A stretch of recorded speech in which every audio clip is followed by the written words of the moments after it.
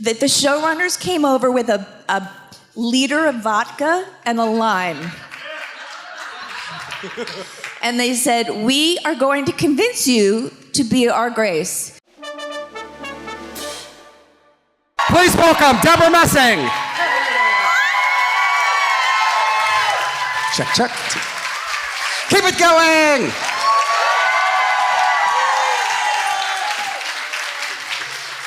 Grab a seat. There's a microphone for you there. Hi, everyone. I'm so glad you're all here. And we're glad you're here as well. Thank you. Some questions for you, but feel free to talk about whatever you'd like. Okay. But I want to actually ask you about, was there any audition process, and what was it like for Will and Grace? Oh, my goodness. I had just been doing a little drama on ABC called Prey, P-R-E-Y. And they were casting Will and Grace. And Will had already been cast, and they couldn't find Grace. And I wrapped my season, and I was so exhausted because I had been working 16-hour days. And they're like, okay, we're going to send over a script. And I'm like, no, I'm going to sleep for 3 months. And they're like, no, this is good. This is good. I'm like, I got to sleep. And they're like, we'll messenger it. And I was like, okay, they've never done this, so I got to read it. And I read it, and I was like, oh, this is a good one. And I met with the showrunners came over with a liter of vodka and a lime. And they said, we are going to convince you to be our Grace. We will answer every question you have. And they stayed for 3 hours. We finished the bottle. And then they were like, okay, you're going to go over to Jimmy Burrows' house, James Burrows, the legend, and you're going to read with Eric McCormick to see how you guys are. So I show up, and I walk in, and I see Emmys everywhere. I am freaking out. I go down, and I see Will, who was doing Lonesome Dove at the time, full beard, full mustache, and I was like, huh, really? And they're like, okay, come on in. And there were people from NBC there were producers there. This was in the basement of his house, which of course was bigger than my entire house.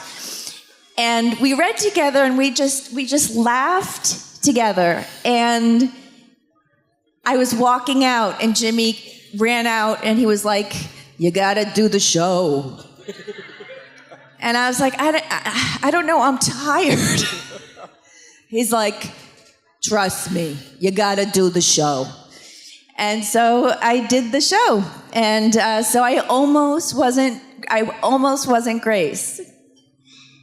So yeah. I gotta ask you, 246 episodes. Yeah. What do you think made the show, just kept it so fun and so fresh?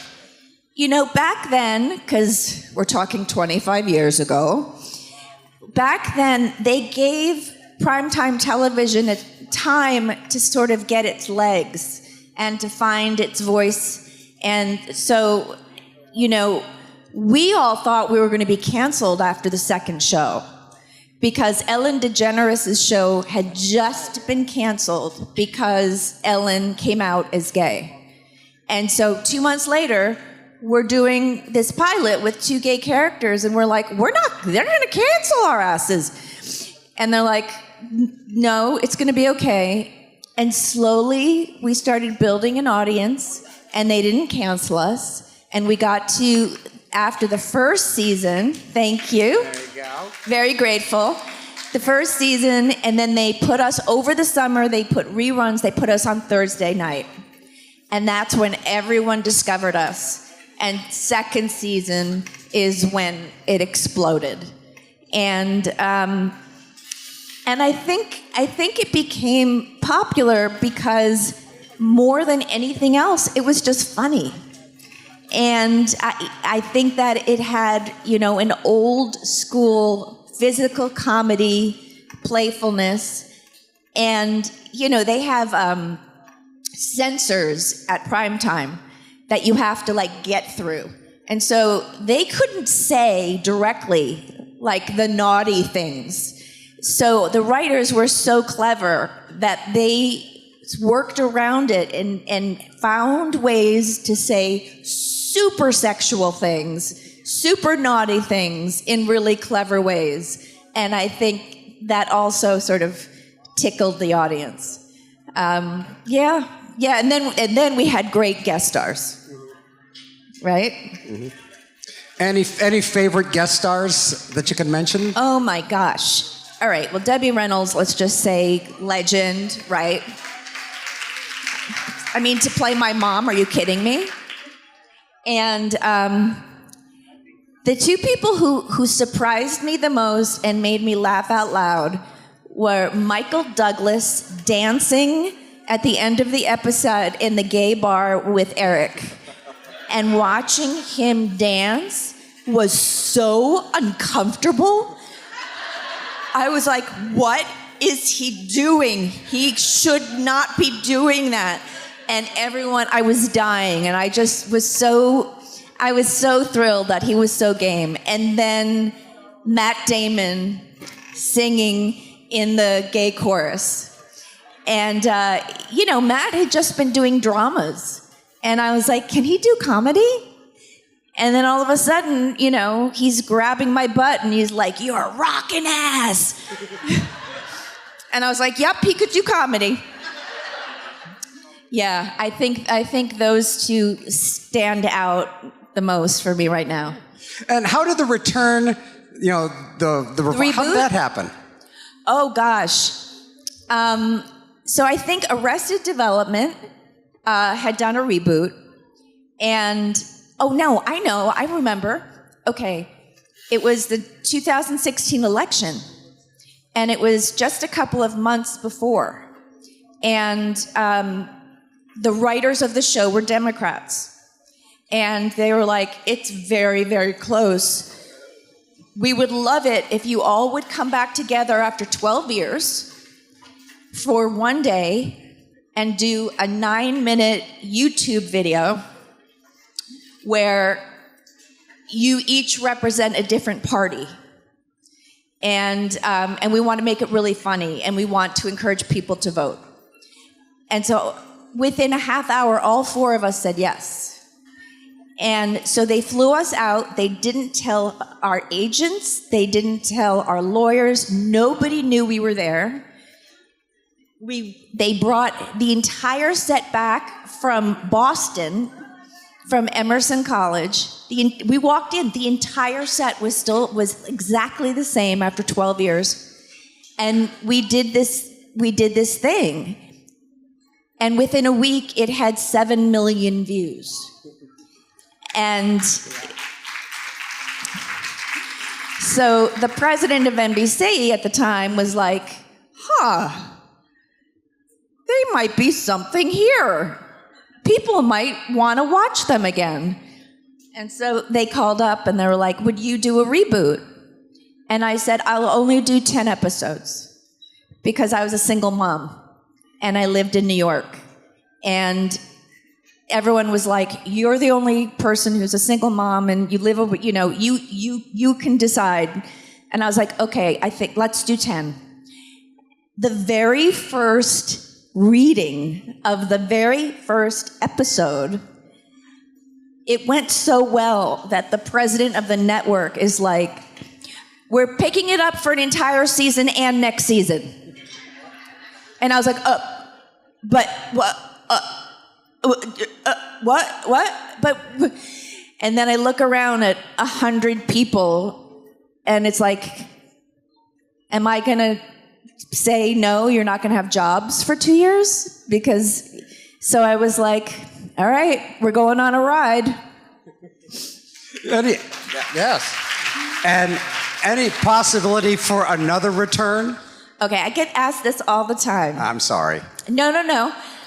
I think the only way it would work for Will and Grace to come back is if we're 80 and it's like the Golden Girls and we're in Boca Raton. And we're all in like caftans to the floor. And Karen literally is exactly the same, has not, like, same clothes, same, like she's had everything sucked and lifted and everything. And the three of us are like old 80s hags that are living together and fighting over, stupid things in Boca Raton. I think that, do you think that would be work?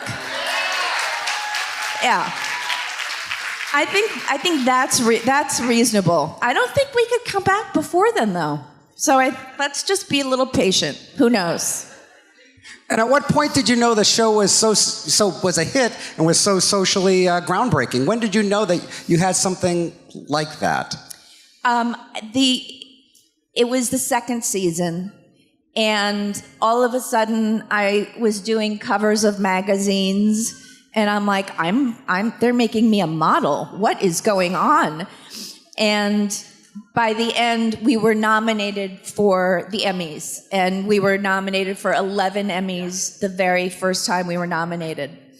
And so we were like, wow, they like us. And so I think that's when we looked around and we said to each other, okay, we can unpack our suitcases from New York.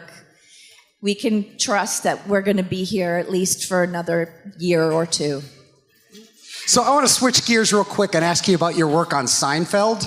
Oh my gosh. Yeah. The best. I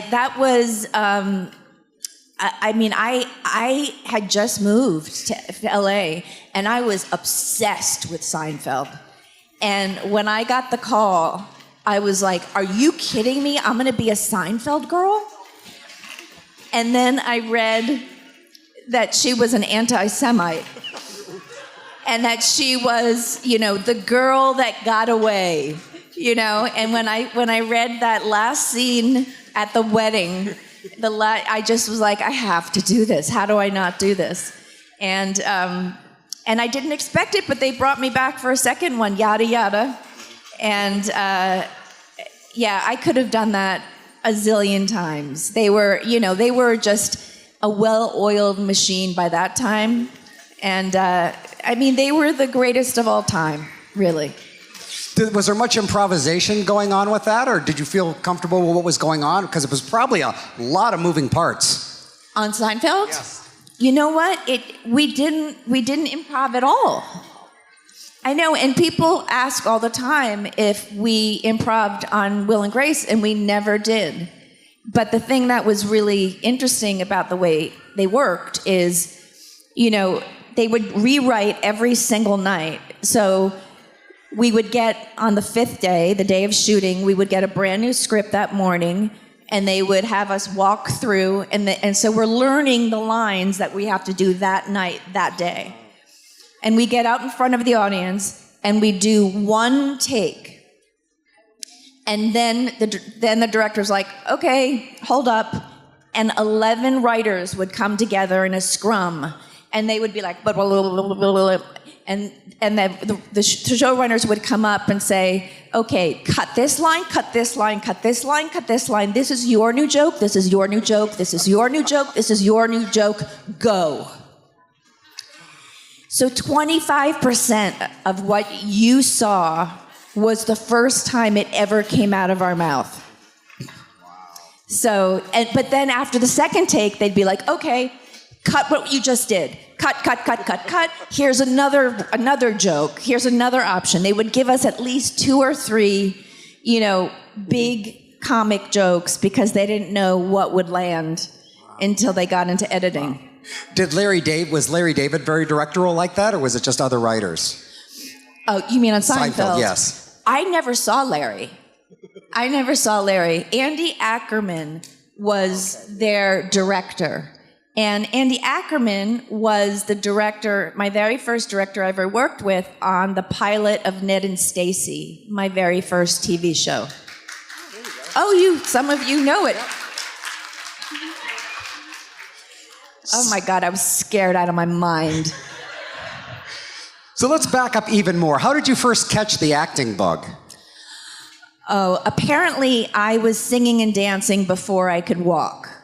My mother was a singer. She made albums when she was a teenager. And by the time she graduated high school, she was part of a quartet called the Brooktones. And Don Kirshner was her manager, and she used to sing next to Carole King at the recording studio. But by junior year, all four of them were engaged, and the band disbanded. So there was music constantly when I was growing up. And so I was singing and dancing, and I was like, I'm going to be on Broadway. I'm going to be a triple threat. And so I took every kind of dancing lesson, and I was singing all the time. And then I went to college, and I studied theater, and I continued to study singing. And I decided to go to graduate school. And I went there, and then I really did a lot of singing. By the time I graduated, I was like, I'm still not good enough. I'm still not good enough for Broadway. And I discovered that I was funny in graduate school. And so they were like, you know you're funny. And I was like, oh, really? And so I immediately, when I got an agent, he started sending me out on sitcoms. And that was it. So you did theater, and then you went into acting to film? So you started in theater and acting? Yes, I mean, I did every musical play all through junior high school and high school. I was that kid. I was the drama club kid that was really dorky. And, the theater was my first love. I just did a Broadway show a year and a half ago, my second. Oh, there you go. Birthday candles. Thank you so much. It meant so much to me. But you can't make a living being on Broadway, which is crazy, but it's true. And so you have to go and you have to work in television and film if you want to be able to pay your mortgage.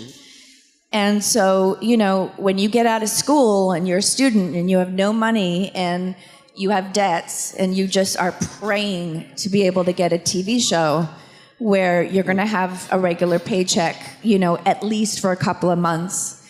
And so the TV show just, immediately went into A Walk in the Clouds was my first movie with Keanu Reeves. Mm-hmm. And then it just continued from there. So what do you think the biggest challenges going from theater to film and TV? Did you have to have a different mindset for your acting? People say, and I think this is true, theater is an actor's medium, TV is a writer's medium, and film is a director's medium. So theater, you're directed, and then they go away, and the play is yours. And because you're doing it for so long, it changes and it morphs, and you are exhausted. 8 shows a week. There's literally nothing more exhausting than doing Broadway. And your body hurts, and you have to have physical therapy. Whereas TV, when you're doing a sitcom, we got a week off every month so that the writers could write. And we were home by dinner every single night. So it was like, what is going on? This is fantastic. And so the challenge was really just about remembering the lines constantly changing. And then going to film, the challenge was you were sitting around for 16 to 18 hours a day, and you were only getting 1 page of the script done. Because they would do a scene and they would have the camera here, and then it would take a half hour to move the camera here, and then they would move it here.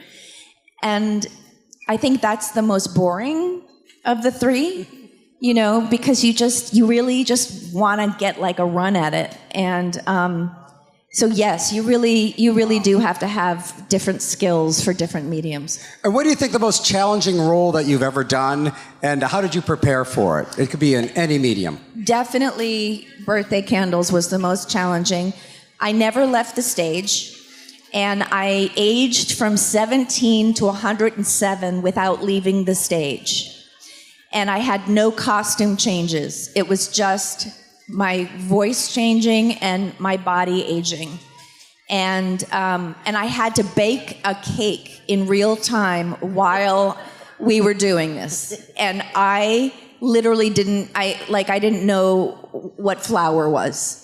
And that made me more nervous than being on the stage for the entire time. But I went to an old age home in New York City, and I met two people who were over 100. And they were kind enough to just tell me about their lives and everything they had been through and what their perspectives were. And I was just able to watch them and watch their physicality and listen to the way their voice. And I worked with a voice teacher who helped me age my voice. And then we had a baking lesson. And I was told I was horrible. You got to know your limits. Yep. Let's head back to Will and Grace for a bit. I know that, like I'm saying, almost 250 episodes. Do any of them come out as your favorite? I know that's like trying to pick your favorite kid, but is there one that you said, this one is magic, I can watch this over and over? I'm going to give you a couple. The Exploding Water Bar. Das Boob. That was the most fun to do for me because it felt like it was like old school, like I Love Lucy, broad comedy. Like I was like, this would be on I Love Lucy. And I think the live episode where Sean has his eyebrow and we're trying not to laugh, and it was just, I peed my pants. I was like, it was very painful. Also loved the two-parter, the low 80s, which was the flashback where you saw Will and Grace, boyfriend and girlfriend, and he comes out. And I had this bi-level wig from the 80s. And it was so much fun. Yeah. About your character in Will and Grace, what do you identify with most? What do you relate to most? And what do you admire about her? I'm klutzy. And Grace was very klutzy. I'm not organized. I am creative and loyal to my friends, and single, and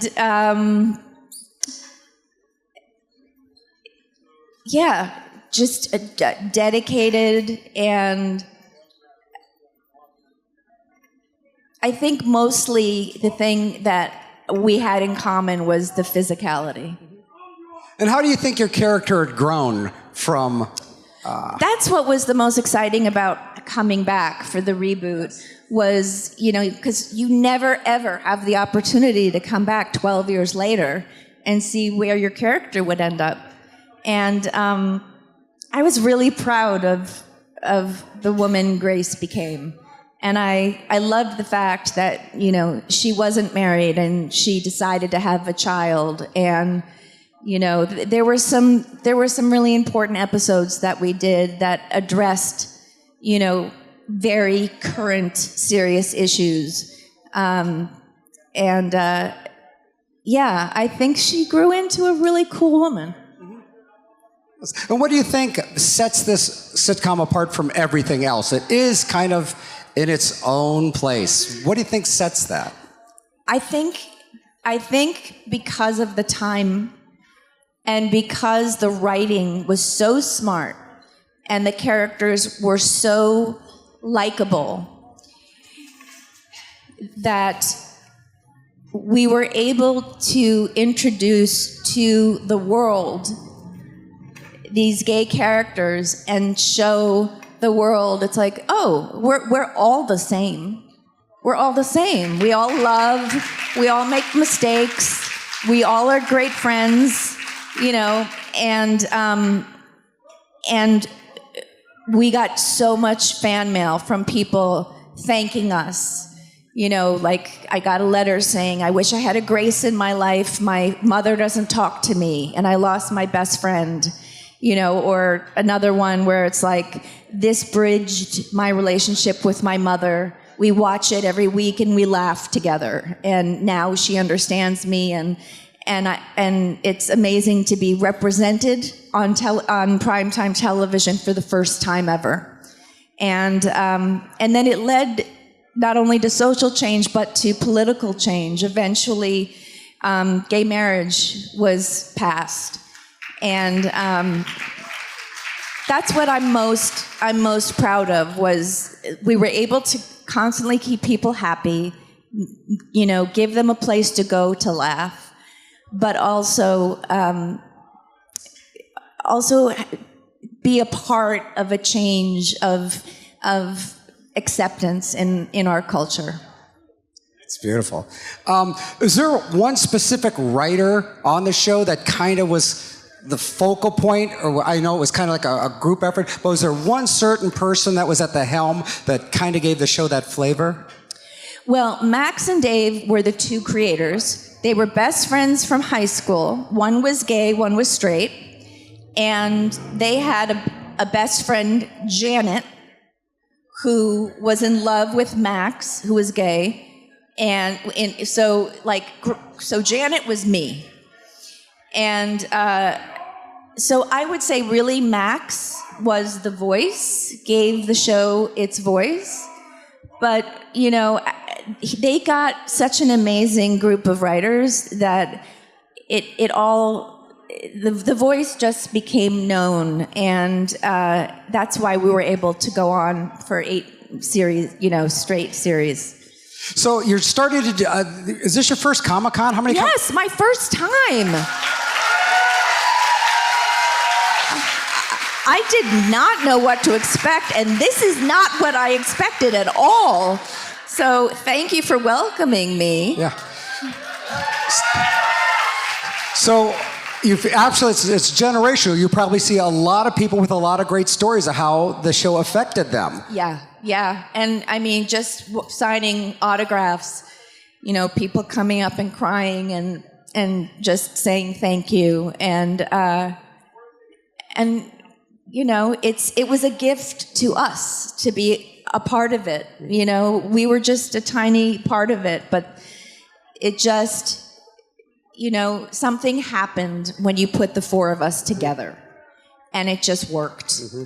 And we were just really, really lucky to be in the right place at the right time and to be able to be a part of something that was loved. And before we wrap up, what are you currently working on now? What's going through your mind? One of the writers from Will and Grace actually is writing a comedy for me, a single camera 30-minute comedy for streaming. So we're in the process of developing that. I did a movie where I played Robert De Niro's wife, and that's coming out next year. And it's a true story. It's a mob movie, and it takes place during the 1950s in New York City. We shot it in Cincinnati. And I'm supposed to be his contemporary, and he's 25 years older than me. So they were like, how are we going to age her? And at the end of the movie, I'm 75. Wow. So, they had to do some things to try and make me, they were like, okay, Bob will be 66, even though he was 80. And they're like, you'll be 60. And I'm like, okay, I'm just here. You just do what you want. And so by the end, playing 75, we had the prosthetic people from Star Wars, doing it. And Bob plays 2 different characters in the movie, the 2 rival mafia kings. And so he had, 2 completely different faces every day. And so he was in prosthetics every day also. And I didn't realize he was about to become a father. We wrapped, and like a month later, he had a baby. I'm like, are you kidding me? He would go home to New York every weekend. I'm like, aren't you tired? You wake up at 3 every morning. You do 3 hours of makeup. You work 18 hours. And I'm like, don't you need to rest? He goes, I got family things going on back home. I'm like, yeah, I would say so. Family things. Had your 8th baby. God bless him. Well, you're going to be headed back to your table to sign. Yep. So she would love if you guys go visit. Thank you so much for doing this. Welcome to the Comic-Con. Ladies and gentlemen, Debra Messing. Everybody.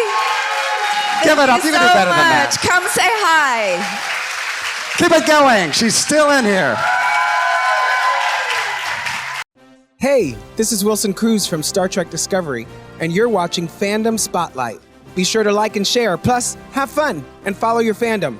Doctor's orders.